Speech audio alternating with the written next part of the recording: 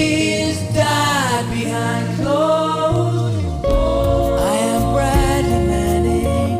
What kind of world we want? The future of America is the future for everyone. Can I ask you, Sharon, just about what your how you felt Bradley was growing up as a child? What type of person? When he came back over to Wales to live, I don't think he was ever accepted because he was American, so he talked different to the other children. Either the children would play pranks on him. So he was brought up in America? Yeah. He was born in America. His father was in the military, isn't that right? Yeah. And then he came back over when he was about 13, and he just found it hard to adjust to our... And other children found him hard. Because if Bradley had an idea, it had to be his way, you know. But he's got into a band, didn't he, with school and stuff like that. But kids were always playing pranks on him.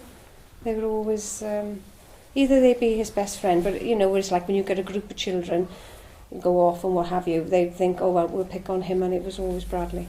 And how would you describe his personality, like who he is, beyond what everyone in the media knows and all of that? What type of person is he at his heart, in his heart or her heart? He's an honest person. I always give him that, and I never heard him swear. All the time I've spent with him, no matter how angry the other kids would do to wind him up, I'd never heard that boy swear once. You know. I think one of the things that comes through is, you know, the impact on the family. You know, there's a lot of attention on Chelsea Manning now, and the situation for Chelsea in prison is shocking, and we've heard that directly from the family during the visit these days. But what is also the case is the incredible effect it has had on Chelsea's wider family, who have been absolutely, you know, uprooted and undergone incredible suffering and trauma, really, as a result of what's happened to Chelsea. Now, Manning is doing 35 years. He's already been down for 3 years. He's been tortured by the US military, who hope to break him. He is 5'1", he's 105 pounds, he is gay and he is a geek, and in any situation like the military or the prison system, you'd be seen as a soft target. Now, Manning is a giant of a person. Manning has refused to talk to any interrogator. All Manning had to do was to create a story about Julian Assange, that Assange met him in a New York cafe, that he asked him to do this, that he incited him, and Manning could have walked away with 5 years jail or 10 years jail. Manning had the integrity to refuse such a deal. I am Bradley, can you hear my voice? Crying out from the cell, rob me forevermore.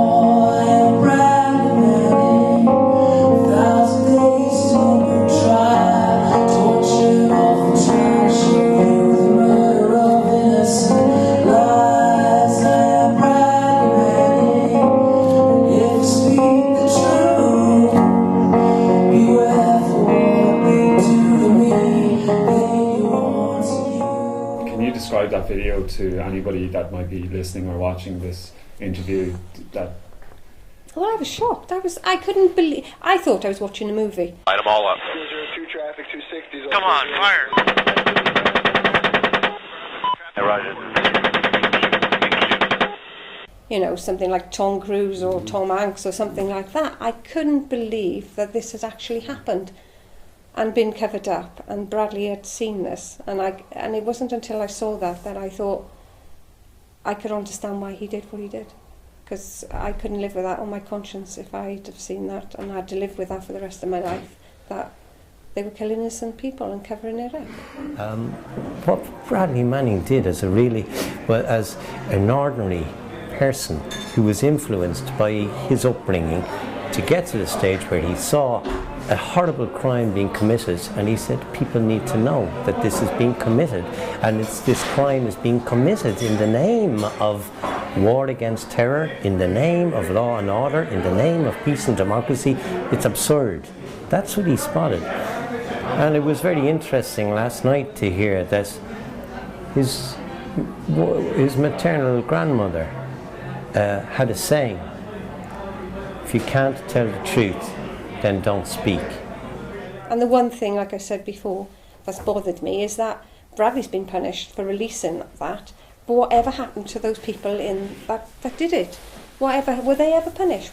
It's never been brought to light. No one has ever said, oh, well, you know, they've had to resign from the army or what have you, and that's something that always plays heavily on my mind. Now those Americans, those helicopter gunship pilots who carried out that war crime have never faced the court.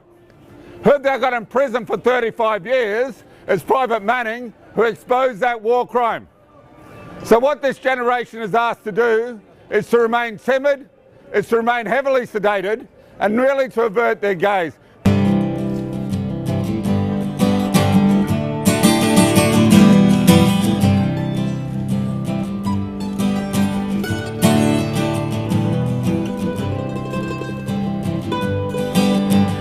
Giuseppe CONLON came to London town, bring his son home. And in the period of 7 days, the British government, and I don't say the British police, I say the British government, Roy Jenkins in particular, Merlin Rees as well, one of those two signed a form that gave immunity to the police who were allowed to torture us. And I mean torture, to be held naked, to have Alsatian dogs set upon you, to be taken out naked to country lanes, hooded, handcuffed, the hood taken off and told to open your mouth. And when I shook my head, they hit me in the head with a revolver, and I went, oh, and they stuck the gun in my mouth, pulled the hammer back and pulled the trigger. This is what they did. This is what they were allowed to do. This is why no policeman has ever been convicted of not just framing the Guilford 4, the Maguire 7 and the Birmingham 6, but any innocent prisoner. What hurt me was when the treatment he had in Quantico, and being so far away, and I remember that weekend. Not being able to do anything. And didn't want to eat. I didn't want to speak to anybody. What was that treatment that you're talking about? Well, he was stripped naked, to everything taken from him. You know, made to stand in a corner. And I remember Bradley growing up as a small boy and then turning into a man, and I'm thinking, I wouldn't treat a dog like that, you know. And he was placed in solitary then? Yes, he was. For how long was he there? I think it was about a month. You might ask, what's this got to do with me? Could have been my father, that son could have been me. I grassed up, stitched up, banged up, locked up, and sent down just for being an innocent laddie in any British town around. Sent down by the crown that turned around. Through it all, that Trent Giuseppe said, here I stand, father and a man for my son. For justice from this land that makes and invades, that shakes the scales of justice so that none can be had. Rule Britannia gone mad, Giuseppe CONLON. But I'll tell you what, I wish there had been a Julian Assange, an Edward Snowden, a Bradley Manning around when we were in jail to get unearth the papers that the government are holding and refusing to let the public see. I wish there was a Bradley Manning around then. That shakes the scales of justice so that none can be had. So that none can be had. Giuseppe CONLON died 1981 in a British prison. Rest in peace.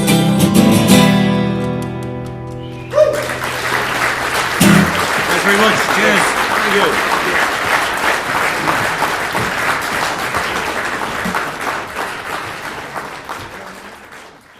Would I be right in saying that you're all proud of what Chelsea has done? Yes. Oh, yeah. Yeah. That's a definitely. Definitely, yes.